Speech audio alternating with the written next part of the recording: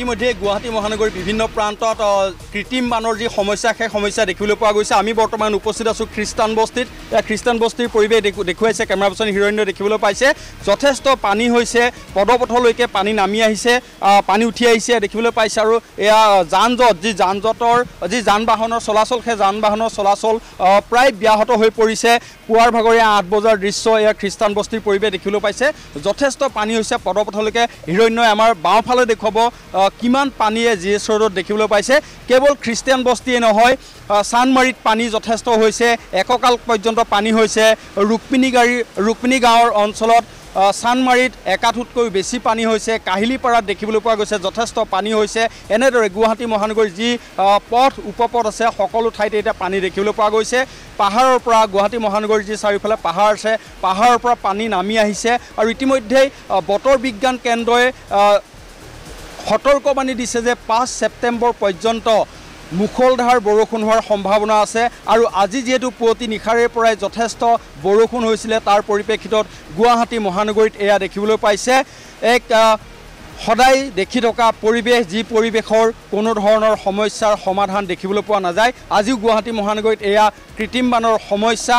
আজিও গুৱাহাটীবাসীয়ে পকপকাব লাগিব কৃত্ৰিম বানত। আৰু এতিয়া যিসকল লোকে ঘৰৰ পৰা ওলাই আহিম বুলি ভাবিছে, অতি জৰুৰী কাম নাথাকিলে আজিৰ দিনটো অন্তত ঘৰত থকাটো নিজৰ কাৰণে অন্তত ভাল। বাহন অন্তত নিজৰ বাহন ঠিক হৈ থাকিব আৰু এই গেলা পানী গচকিবলগীয়া পৰিৱেশ নহ'ব। এয়া গুৱাহাটী মহানগৰীৰ GS ৰোডত দেখিবলৈ পাইছে।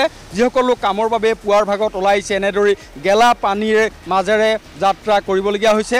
আমি এয়া দেখুৱাই আছোঁ খ্ৰীষ্টান বস্তিৰ পৰিৱেশ। ইয়াৰ পিছত আমি অন্য স্থানলৈ যাম, তাতো ৰাইজৰ যি দুৰৱস্থা সেই দুৰৱস্থাও আমি খবৰ ল'ম। কিন্তু এই মুহূৰ্তত দেখিছে খ্ৰীষ্টান বস্তিত কেনেদৰে ঘোলা পানীৰ মাজেৰে আগবাঢ়িবলগীয়া হৈছে এইসকল যাত্ৰী। মুঠৰ ওপৰত বতৰ বিজ্ঞান কেন্দ্ৰৰ যি সতৰ্কবাণী, সেই সতৰ্কবাণীৰ আজি প্ৰথম দিন। এয়া কেমেৰা পাৰ্চন হিৰণ্যই দেখুৱাইছে, দেখিছে কেনেধৰণৰ এক পৰিৱেশ গুৱাহাটী মহানগৰীত। পুনৰ কৈছোঁ, চানমাৰীত পানী হৈছে, GS ৰোডত পানী হৈছে, কাহিলীপাৰাত হৈছে, ৰুক্মিণী গাঁৱত পানী হৈছে, অনিল নগৰৰ কথা নক'লেও হ'ব, সকলোৱে জানে। গতিকে এনেদৰে এতিয়া গুৱাহাটী মহানগৰী পুনৰ কৃত্ৰিম বানৰ সমস্যাত আজি আক্ৰান্ত এই পুৱাৰ ভাগৰে পৰা। আৰু এনেদৰে যিসকল লোকে এতিয়া দৈনন্দিন কামৰ কাৰণে ওলাই আহিবলগীয়া হয়, ওলাই আহিছে, কিন্তু এনেদৰে পানী ফালি আহিবলগীয়া হৈছে। এয়া হৈছে গুৱাহাটী মহানগৰীৰ পৰিৱেশ। পুনৰ বাওঁফালৰ পৰিৱেশ দেখুৱাম, চাওক কিমান দূৰ দূৰলৈ এয়া GS ৰোডত পানী আছে দেখুৱাইছে। হিৰণ্যই দেখিবলৈ পাইছে যথেষ্ট ইয়াত পানী। আৰু এয়া এনেদৰে এতিয়া গুৱাহাটী মহানগৰীত কৃত্ৰিম বানৰ সমস্যা, যি সমস্যাৰ কোনো ধৰণে সমাধানৰ সূত্ৰ এতিয়ালৈকে ওলোৱা নাই। বাৰে বাৰে কোৱা হয় নগৰ উন্নয়ন দপ্তৰৰ কথা, এই দপ্তৰৰ বিভাগীয় মন্ত্ৰীয়ে প্ৰতিবাৰে কয়, কিন্তু এতিয়ালৈকে কোনো ধৰণৰ সমাধান সূত্ৰ উলিয়াব পৰা নাই। আৰু গুৱাহাটী মহানগৰবাসীৰ এয়া এটা সদায় এৰাই চলিব নোৱাৰা এক সমস্যালৈ পৰিণত হৈছে। এয়া হৈছে গুৱাহাটী মহানগৰীৰ কৃত্ৰিম বানৰ এখন বাস্তৱ ছবি। হাতীগাঁৱতো যথেষ্ট পানী দেখিবলৈ পোৱা গৈছে, হাতীগাঁৱতো যথেষ্ট পানী হৈছে।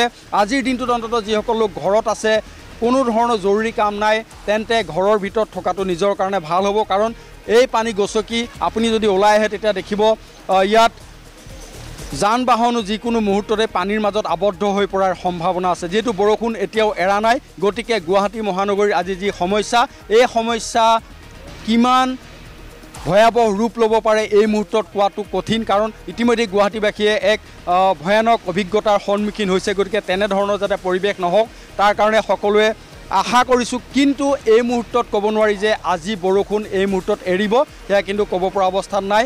প্ৰতিজন লোক এনেদৰে ওলাই আহিছে কামৰ কাৰণে, কিন্তু যথেষ্ট কষ্টৰ মাজেৰে এতিয়াই এই পুৱাৰ ভাগতে এনেদৰে পানী গচকিবলগীয়া হৈছে।